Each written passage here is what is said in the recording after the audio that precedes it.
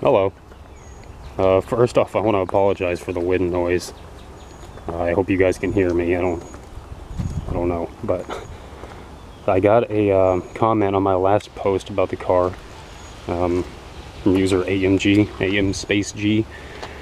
I guess he recently acquired a Malibu from his mom, and he was thinking about turning it into a daily driver.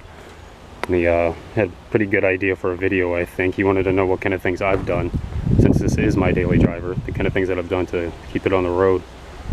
So I just want to kind of go over the things I've done. Maybe help some people out if you're thinking of doing the same. If you haven't seen this before, this is my 71 Chevelle. I've had it for about 6 years. It's been my daily driver the whole time. These days I'm driving at least 80 miles a day, weekdays. So I've been putting quite a few miles on it, and she's been doing pretty well. I guess we'll just start with the front and we'll kind of look at the things I've done. The fan clutch, you're going to want to check out. Mine went bad. I've got it here. I think my whole problem was the thing's so filthy and greasy. This little bimetallic coil just couldn't function, so I got that changed. That's not a huge deal. From there, the water pump, I've been through like 3 water pumps. You kind of get what you pay for with, well, any of these new parts. Something like that, you're going to want to probably spend a little more, because it's this cheap Chinese garbage. You're going to have to do it quite a few times, most likely. From there, that would be the one time she's left me stranded. Well, recently I ran out of gas a couple times, but that's not the car's fault. My gauge sticks and I just haven't gotten to mess with that yet. But yeah, the timing chain snapped. That's one main thing, or the one thing I would say I hate about driving an old classic car, is if you don't have another car. This is my only car right now, so something like that, a big job, I had to get to work and I couldn't, get it done very fast.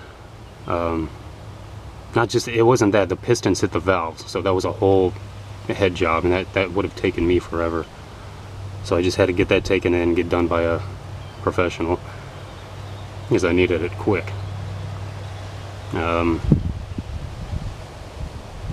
The other thing is the tranny. The tranny went out. I had to get that rebuilt. It's about $1,100 for me. I'm in Southwest Florida. Hopefully you ever need that done, prices will be a little better for you. That, I don't know. Changed, like I said, sorry guys, I'm pretty new to this, so I'm trying to get everything in at once. But as far as keeping it as a daily driver, that's something you want to check. Your fluids, change your oil, check your tranny fluid, make sure it doesn't smell burnt, there's not any grit in it. Some people are against changing the fluid. That really depends on the vehicle. With the Turbo 350, I did change my fluid.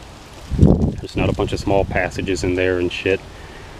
And I changed it a couple times and it was fine. I changed the fluid in the filter. That wasn't why the tranny gave out, that was something else. I guess I'm not really going in order, am I? Let's go down here.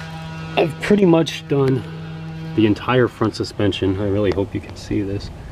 The rear, I've done the coil springs and the shocks.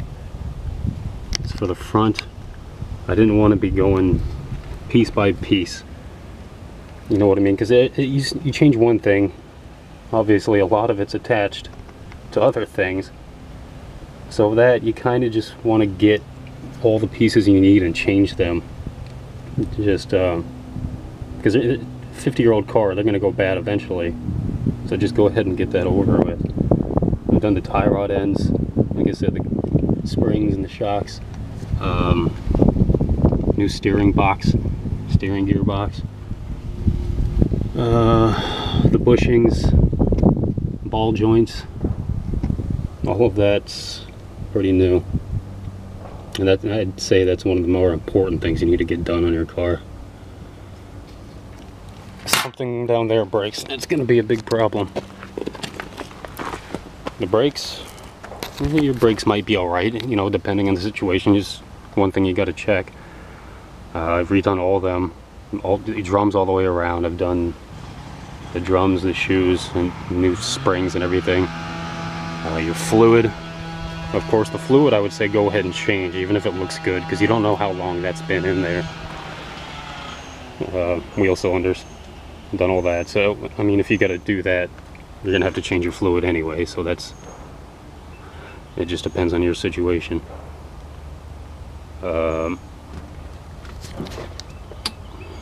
Covers, let's see, the thermostat, the hoses. Oh, that's one thing I didn't mention. The first thing I did when I got the car was the belts and the hoses. Of course, these get old and dry rot. Some of them might be alright, just go over them, make sure they're not all cracked. The belts I would change no matter what. Well, I guess not. If they look good, then they're good. Just make sure that make sure they're not dry rotted. But yeah, I'm in Southwest Florida, and this is an Iowa car. We went up there to pick it up and wanted to make sure it was roadworthy. So first thing we did was belts and hoses, and I drove it all the way down here, 1,200 miles, and she did great. Air filter, of course. I got a green filter in there, like one of those K&N things. You put the oil on and you can reuse it forever. I thought that was a good idea, instead of just buying the paper ones and add more money to the project. The oil catch can, I actually have another video on the oil catch can. I think that's definitely a good idea for these old cars. Go to my other video, you can see the kind of things I'm getting out of there. The distributor, excuse me, had a points distributor in it. My uncle had an HEI that we threw in there. I got a rebuild kit for that recently. That helped out. And I got, you know, the cap and rudder, of course. You're going to want to change those. Let's see.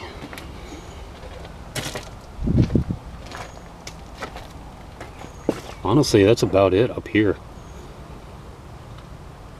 Fuel pump's still good. No, the plugs and wires, obviously, you're going to want to do that. The plugs, I mean, the wires might be alright. Again, just check them, make sure they're not cracked. You might want to go ahead and test them with a multimeter.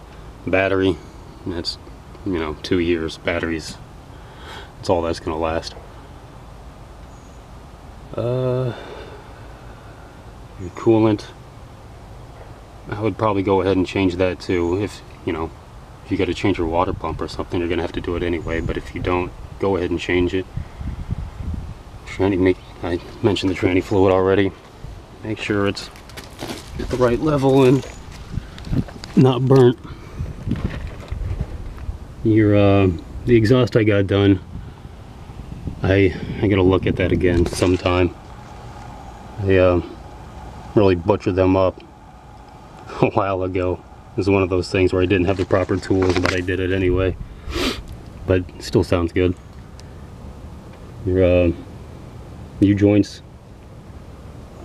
might be good. I would try greasing them, at least. If you're not getting any vibration or anything, you know, grab it and turn it. If you get some play in there, you're going to want to go ahead and change it.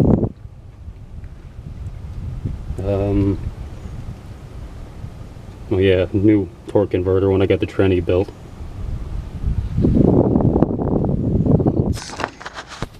The paint. I'm always getting asked when I'm gonna paint it or what color I'm gonna paint it. That's just not at the top of my list. you know, driving as far as I do every day with my only car, all my motivation, all my effort is going into there. Same with the interior. The interior is actually pretty damn good. I usually use one of those sun visors for the dash just because I don't want it all cracked up. It's perfect right now. Tires, obviously. If it's got the original tires, or if it's got some old tires, make sure they're not all dry rotted. Back here, you can look, I've changed the differential fluid probably 3 times just with different things that I've had to do. The wheel bearings I didn't mention up front, I've done all the wheel bearings too. And the axle bearings, I guess they're called back here. I got the C-clip axles, so you want to do your axle bearings, you gotta take your wheels off, drain the diff fluid, you know, pop them in, take the clips off, pop them back out. It's pretty easy, but it's a time-consuming job. Those, again, I think if you're not having a problem, if you're not having shakes and shit, they're probably alright. And, I think that's about it. Really, she's been a great car. I haven't had to do too much. Mostly maintenance.